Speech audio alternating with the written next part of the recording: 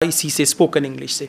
उसके बाद फिर मैंने यूनिवर्सिटी में पढ़ाया, university of central Punjab, university of management and technology, वहाँ पे मैंने पढ़ाया business communication and all that. बड़े धक्के खाए हैं यहाँ तक पहुँचने के लिए। चलें जी आगे चलते, आप अपनी कहानी बनाएं, उस पर फोकस करें, ठीक है। मुझे खुशी तब होगी जब आप बताएंगे। हाँ गुड, क्या बात है। जब मैं बातें करता हूँ ना, ये दिल से करता हूँ, कोई मोटिवेशन नहीं। एक मोटिवेशन होती है फेक, शाबाश तू कर सकता है, उठ खड़ा हो जा, ये वो मोटिवेशन नहीं है जो होती है ना वीडियो, ऐसे ही तू कहो बुद्धा कहता मैं खा जाऊंगा सबको, वो मोटिवेशन बेकार है। मोटिवेशन वो है जो आप आपसे नारे लगवा लिए, आर यू देयर, यस, ये वो सारा वो बेकार मोटिवेशन है। मोटिवेशन है जो अंदर से आए आपके। हाँ चलें जी, part 4 we make a start. अच्छा पार्ट 4 में क्या होगा, एक लेक्चर होगा, और लेक्चर आप लोग वैसे नहीं सुनते, ध्यान आपका कहीं और होता है, लेकिन आपको ये लेक्चर सुनना पड़ेगा। मजे की चीज क्या है कि अगर खुदा ना खास्ता पार्ट 3 में गड़बड़ हो गई है तो पार्ट 4 में एक चांस है उस गड़बड़ को कवर करने का। कवर करने का क्या मतलब है, पिछले आंसर तो ठीक नहीं होंगे, लेकिन अगर आप यहां पे अच्छी परफॉर्मेंस दे दें, और आईएलटीएस में किसी एक क्वेश्चन के मिस होने का आपको दुख नहीं लगना चाहिए। अगर वो दुख लग गया तो आगे आके आपके टेस्ट में गड़बड़ शुरू हो जाएगी।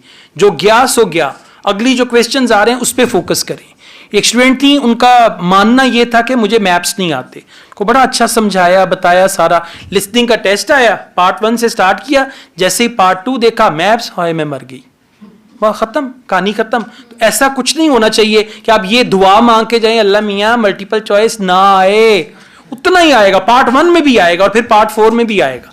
और मल्टीपल चॉइस क्वेश्चन लिसनिंग के पार्ट 1 और पार्ट 4 में भी आ सकते हैं, ये ज़हन में रखिएगा, ठीक है। तो किसी भी क्वेश्चन टाइप के साथ दुश्मनी नहीं लगानी कि अगर ये होगा तो मैं नहीं करूंगा, राइट।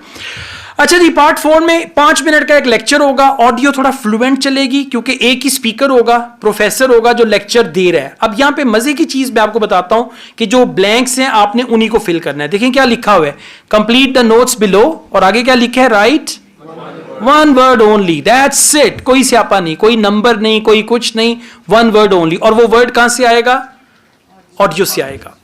बर्ड माइग्रेशन थ्योरी, अच्छा अब क्या थ्योरी है जो डिस्कस होने जा रही है, लेक्चर किस चीज के बारे में है, बर्ड माइग्रेशन। आपने देखा होगा कि जो परिंदे हैं सर्दियों में सर्द इलाके से गर्म इलाकों में आ जाते हैं, जैसे साइबेरिया के जो बर्ड्स हैं वो माइग्रेशन करते हैं। अब बताएंगे कि बर्ड माइग्रेशन की क्या क्या थीरीज थी, पास्ट में लोगों का क्या क्या बिलीफ था कि बर्ड माइग्रेशन क्या होती है। मतलब कुछ लोग, इसी से मुझे पता चला, कुछ लोग पास्ट में कहते थे कि परिंदे जो हैं वो सर्दियों में चांद पे चले जाते हैं फिर वापस आ जाते हैं। मतलब पास्ट में था ना, लोगों को पता नहीं था पूरी दुनिया का। तो अब क्या क्या थीरीज थी। अब सबसे पहली थीरी का नाम है हाइबरनेशन थीरी। अब किसी ने हाइबरनेशन का वर्ड सुना हुआ है, वो जो नहीं मेंढक जमीन में चला जाता है वहीं पे रहता है। तो एक थीरी थी कि सर्दियों में परिंदे कहीं छुप जाते हैं, right, hibernation theory. It was believed that birds hibernate under water. अब जरा गौर से सुनिएगा, एक तो क्या हो गया, बर्ड्स हाइबरनेट अंडर वाटर और बरी देमसेल्व्स इन। अब एक तो हो गया हाइबरनेट अंडर वाटर, सेकंड हो गया कहीं अपने आप को दफना लेते हैं। कहां पे दफनाते हैं, बरिड का मतलब है खुद को मट्टी के नीचे ले जाना, जैसे नहीं frogs buried themselves in something. तो अब सिर्फ आपने ये देखना है कि वो कहां पे खुद को, मतलब अंडरग्राउंड कहां पे चले जाते हैं, right, that's what you got to find, buried themselves. अच्छा, बरिड का वर्ड अंडरलाइन करें और यहां पे लिखें hidden, hidden HIDDEN। So birds are often hidden in, और जो भी आगे बोलेंगे, और जो आपकी प्रेपोजिशन है ना इन, ये बहुत इंपॉर्टेंट है, इसके साथ आंसर आएगा। Part 4. You will hear a zoology student giving a presentation on bird migration. Scientists believe that a majority of the Earth's bird population migrate in some fashion or other. Some travel seasonally for relatively short distances, such as birds that move from their winter habitats in lowlands to mountaintops for the summers. Others, like the Arctic tern, travel more than 25,000 miles seasonally between the northern and southern poles. Bird migration has been studied over many centuries through a variety of observations. अच्छा, अब जरा एक चीज note कीजिएगा, 1 minute हो गया audio को चलते हुए, अभी तक आंसर नहीं आया, तो तसल्ली से सुनना है। आपने अलर्ट कब होना है, जब वो बोलेंगे हाइबरनेशन थीरी, ठीक है, उसके बाद आपने अलर्ट होना है, और उसके बाद मोर अलर्ट कब होना है? मोर अलर्ट होना है जब वो बोलेंगे अंडर वाटर, क्योंकि अंडर वाटर के बाद आपका आंसर आना है, ठीक है? Let's go on. But until relatively recently, where birds went to in the winter was considered something of a mystery. The lack of modern science and technology led to many theories that we now recognize as error-filled and even somewhat amusing. Take hibernation theory, for example. 2,000 years ago, it was commonly believed that when birds left an area, they went underwater to hibernate in the seas and oceans. Another theory for the regular appearance and disappearance of birds was that they spent winter hidden in mud till the weather changed. Exactly. You know that वो जो बोल रहे हैं सी और ये, वो तो under water ही है, ठीक है? तो जो दूसरे ना, आई कनेडा नाउ डायरेक्ट फ्लैट, ये एरोप्लेन इन दी एयर, राइट? तो वो ये लिख के बड़ा खुश होंगे हमने लिखा है. देखिए और का वर्ड आया ना, अब उसने फर्दर डिफाइन किया अंडर वाटर को, seas and all that. So correct answer is mud, MUD. अब जरा नोटिस किया आपने कितनी लंबी ऑडियो चली, तो ये तहम्मुल भी होना चाहिए कि आपको पता हो कि आंसर कब आएगा. अब जब उसने बोला the first one is hibernation theory, आप अलर्ट हो गए. उसके बाद आया अंडर वाटर, और जो अंडर वाटर को उसने डिफाइन किया वो जान के किया कि जिसको नहीं समझ आ रही ना, वो जो भी वर्ड आएगा वो जल्दी से लिख लेगा बगैर समझे, ठीक है? तो आइल्ट्स इस तरह का टेस्ट नहीं है, तभी तो आइल्ट्स ग्लोबल टेस्ट है, पॉपुलर टेस्ट है, वाकई आपको चेक करता है. नेक्स्ट, अच्छा उसके बाद केज्ड बर्ड्स और सारा कुछ चलेगा, आपने उस पर ध्यान नहीं दे रहा. फिर वो बोलेंगे ट्रांसम्यूटेशन थ्योरी, ये अगली थ्योरी आ गई. और इन वर्ड से घबराना नहीं है. ट्रांसम्यूटेशन का क्या मतलब होता है? छोड़ दें, who is interested. Transmutation theory का मतलब है एक थ्योरी है, दैट्स इट, राइट? अच्छा, अब अरिस्टोटल की बात होगी, इसको भी सुन लेना है. समर की बात होगी, सुन लेना है. लेकिन जब वो बोले ना इन ऑटम, और फिर क्या बोला? ही ऑब्जर्व्ड. ही का क्या मतलब है? ऊपर अरिस्टोटल की बात हुई है. इन autumn he observe that red start. अब रेड स्टार्ट एक परिंदे का नाम है, अगर आपको नहीं भी पता तो भी कोई मसला नहीं. आप ये देखिए ना, हम परिंदों की बात कर रहे हैं. Take redstart and redstart. In autumn he observe that redstarts experience the loss of. आप अंडरलाइन करें लॉस ऑफ को. रेड स्टार्ट एक बर्ड है, सर्दियों में उसने एक्सपीरियंस किया loss of. For example, you know you feel the loss of hair. Loss of hair का क्या मतलब है? बालों का झड़ जाना, गिर जाना एंड ऑल दैट. अब लॉस ऑफ समथिंग. अब जरा सोचें, एक परिंदा है, परिंदे का क्या है जो झड़ सकता है? ये समथिंग लॉजिकल, ठीक है? So let's see. अब ऑडियो में आंसर हमेशा तलाश करके लिखना है, आंसर तुक्के पे नहीं लगाना. One of the earliest naturalists and philosophers from ancient Greece was Aristotle, who was the first writer to discuss the disappearance and reappearance of some bird species at certain times of year.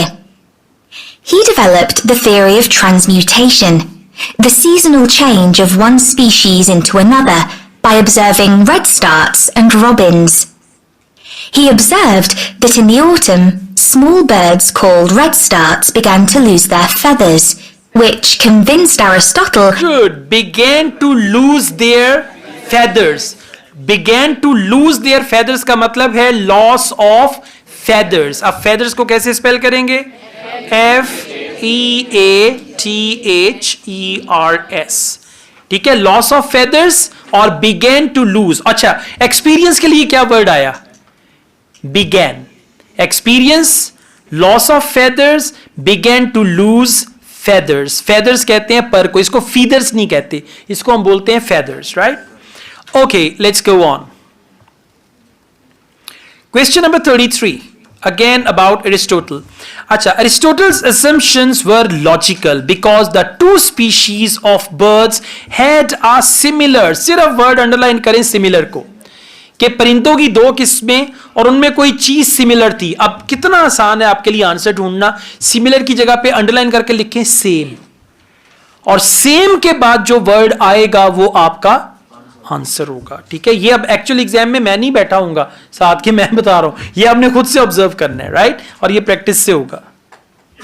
These assumptions are understandable given that this pair of species are similar in shape, but are a classic example. This pair of species are similar in shape. Exactly और this pair of species, pair का क्या मतलब है? To की जगह पे word आ गया pair, so similar in shape, answer क्या होगा? शेप। आपने इन नहीं लिखना, अगर शेप के साथ इन लिख दिया तो आंसर गलत होगा। क्यों होगा? Because it's one word only, that's right. अच्छा जी, 17th century, Charles Morton. Charles Morton पता है कौन है? वो नुक्कड़ में उसकी चनों की दुकान है। Popularized the idea that birds fly to the dash in winter. अब जरा फोकस करें, birds fly to the dash in winter का मतलब है कि कोई location, birds fly to the south, to the east, to the north, to the like something, कोई location, ठीक है। अब उसकी जो थ्योरी थी क्या थी कि परिंदे कहां जाते हैं, वो लोकेशन आपका आंसर होगा। अच्छा, अंडरलाइन करें वर्ड फ्लाई टू को। अब बर्ड्स के लिए हम फ्लाई टू की जगह पे माइग्रेशन का वर्ड लगा सकते हैं या माइग्रेट का वर्ड लगा सकते हैं। Birds migrate to the dash, तो माइग्रेट के साथ या माइग्रेशन के साथ जो भी डेस्टिनेशन बताएंगे वो आपका आंसर होगा। The most bizarre theory was put forward by an English amateur scientist, Charles Morton, in the 17th century. He wrote a surprisingly well-regarded paper, claiming that birds migrate to the moon and back every year. He came to this conclusion migrate as the to only the moon and back every year. So correct answer is moon. Exactly. ठीक हो गया? Okay, question number 35. Scientific developments in 1882. अच्छा, एक चीज है, part 4 में आप लोगों ने साइन पोस्टिंग का ख्याल रखना है। ऑडियो चल रही होगी बड़ी फ्लुएंटली, और यह भी हो सकता है ऑडियो आपके हाथ से भी निकल जाए, इसीलिए वर्ड्स लाइक जैसे लिखा हुआ है इन 1982, कि अगर आप कहीं गुम भी गए ना, उन्होंने बोला इन 1822, आप फौरन वहां पे आ जाएंगे। तो ऐसे कुछ वर्ड्स हर नोट में आपने अंडरलाइन कर लेने हैं, ताकि अगर आप दाएं बाएं भी हो आपको पता चल जाए। अच्छा, stock was killed in Germany. Stock जो है वो भी परिंदे का नाम है। अब हम बात ही परिंदों की कर रहे हैं, तो वहां पे कैंगरू तो नहीं आएगा ना। A stork was killed in Germany, which had an African spear. Spear कहते हैं नेजे को, कि एक स्टॉक परिंदा था जर्मनी में जो किल हो गया, राइट, और उसका क्या है? अफ्रीकन स्पीयर था। इन इट्स, अब इन इट्स का मतलब है उसके पार्ट ऑफ बॉडी में, कि वो जो नेजा था वो उसके पार्ट ऑफ बॉडी में किस में था? In its wings, in its body, in its neck, in its beak, in its eye, कोई भी पार्ट ऑफ बॉडी, ठीक है। और इट्स का मतलब है स्टॉक, और स्टॉक जो है वो एक परिंदे का नाम है। क्लियर हो गया? One of the key moments in the development of migration theory came in 1822, when a white stork was shot in Germany. This particular stork made history because of the long spear in its neck, which incredibly had not killed it. Okay, because of long spear in its neck. Good. So answer is neck. Neck. How do you spell? Wow, mashallah, very good, huh? Question number 36. Previously there had been no का word जो है उसको underline कर लें। Previously there had been no dash. अच्छा, अब अगर वो ये कहते हैं previously there had been no theory, अब जरा बात को समझिएगा, पार्ट 4 कर रहे हैं हम, एडवांस लेवल की इंग्लिश है। अगर वो ये कहते हैं previously there had been no theory, तो अगर इसकी जगह पे वो ये करें it was the first theory, बात समझ रहे हैं? First theory and previously there had been no theory, एक ही बात है। क्लियर हो गया? हाँ, ऊपर की इंग्लिश है ये। Previously there had been no theory, यानी इससे पहले कोई और थ्योरी नहीं थी। इसका क्या मतलब है? It was the first theory, कि ये पहली थ्योरी थी, ठीक है। अब यहां पे आपने फोकस करना है वर्ड फर्स्ट पे, बिकॉज लिखा हुआ है previously there had been no, इसका मतलब है it was first, right? This was a truly defining moment in the history of ornithology, because it was the first evidence that storks spend their winters in sub-Saharan Africa. Okay, it was the first evidence that storks spend their winters in sub-Sahara. Sahara is a desert in Africa. So answer is evidence. समझ आ गया? No and first. अब ये words repeat होंगे, कहीं और भी ऐसे ही होगा, no लिखा होगा, उसकी जगह पे first आएगा। Okay, evidence. एविडेंस. अब एविडेंस की जगह पे एविडेंट लिख दिया तो रॉन्ग होगा. Evidence. Question number 37. Little was known about. Little was known about को अंडरलाइन कर लें. Little was known about. और लिटिल वॉज नोन की जगह पे आ जाएगा there was very little information about. There was very little information about. और उसके बाद जो भी बोलेंगे और आगे क्या है, एंड जर्नीज. अब इसका मतलब है आंसर जर्नीज के साथ आएगा. जब भी फिल इन द ब्लैंक के साथ एंड आ जाए ना, पहले आ जाए या बाद में आ जाए, तो वो जो वर्ड है ना एंड से पहले या बाद में, उस वर्ड के साथ आपका आंसर आएगा. ठीक है, अब आंसर आपका आएगा जर्नीज के साथ. You can still see the arrow stalk in the zoological collection of the University of Rostock in Germany. People gradually became aware that European birds moved south in autumn and north in summer, but didn't know much about it until the practice of catching birds and putting rings on their legs became established. Before this, very little information was available about the actual destinations of particular species and how they travelled there. Okay. Destinations and how they travel there. How they travel की जगह पे आ गया journeys और answer क्या हो गया, और ये ऐसे ही करते हैं, मतलब जो जर्नी था उसको उन्होंने रीवर्ड कर दिया how they travel. So answer is destinations. जी खुद ही बताएं क्यों नहीं हो सकता. हाँ सही हो गया ना. देखा बच्चे आज फुली चार्ज्ड हैं. डेस्टिनेशंस. कोई बात नहीं, आपने तो कॉफी पी के जाया की है. Question number 38. It was thought, okay, it was thought large birds carried small birds on some journeys. अब ये भी एक पास्ट थीरी है ना कि जो बड़े परिंदे ना छोटे परिंदों को अपने कंधे पे बिठा के ले जाते हैं. मतलब देखिए लोग कितने माजी में स्टूपिड होते थे, ये समथिंग लाइक दैट. अच्छा, journey. Because they were considered incapable of travelling. अब दे का क्या मतलब है, कौन से वाले. हाँ ये ध्यान से पढ़ना है.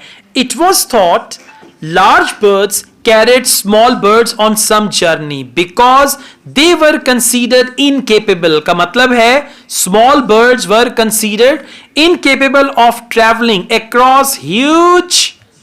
हाँ अब अंडरलाइन करें huge को, और huge की जगह पे लिखें, हाँ large लिख लें, long लिख लें, vast, VAST. समझ गए. अब उसके बाद जो भी वर्ड बोलेंगे वो आपका आंसर होगा.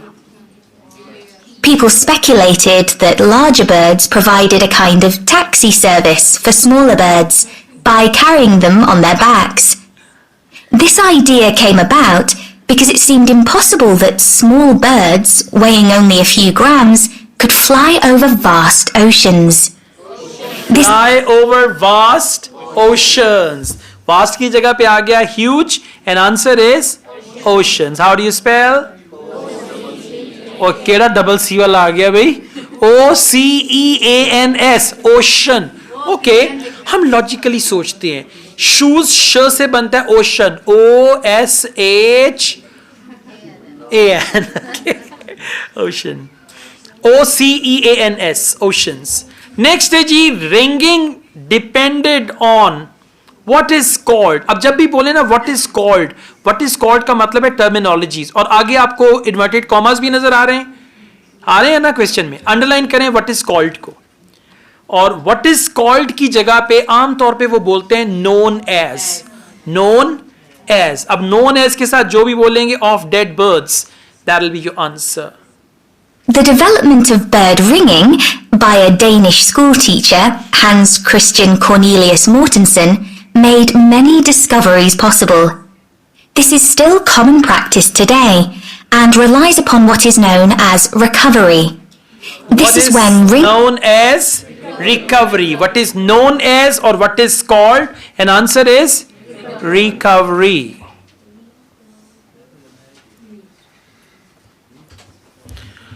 Okay, let's go on. After recovery, question number 40. In 1931, the first, now underline the word first. In 1931, the first dash to show the migration of European birds was printed. अब जो answer है ना वो कोई ऐसी चीज है जो प्रिंट की गई. For example, in 1931, the first book to show the migration of European birds was printed. यानी जो आंसर है वो कोई ऐसी चीज है जो प्रिंट की जाती है. राइट अब देखें क्या प्रिंट किया गया, और प्रिंट की जगह पे क्या वर्ड आ सकता है? पब्लिश. एक्सीलेंट.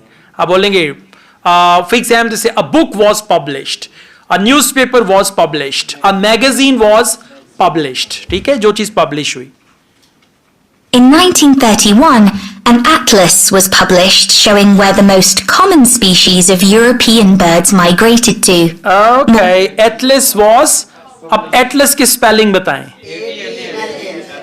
नहीं, LAS नहीं, L. वेरी गुड, पकड़ लिया चोर. यही करना था. ठीक है, ATLAS is the right answer. अभी तक आप लोग मुझे समझ ही नहीं पाए. हाँ, ATLAS एटलस. और अगर स्पेलिंग गलत हो गए आंसर गया, फिर कुछ भी एक्सपेक्ट ना करें. ओके जी, तो ये तरीका है, इस तरीके से आपने ये सारा टेस्ट करना है.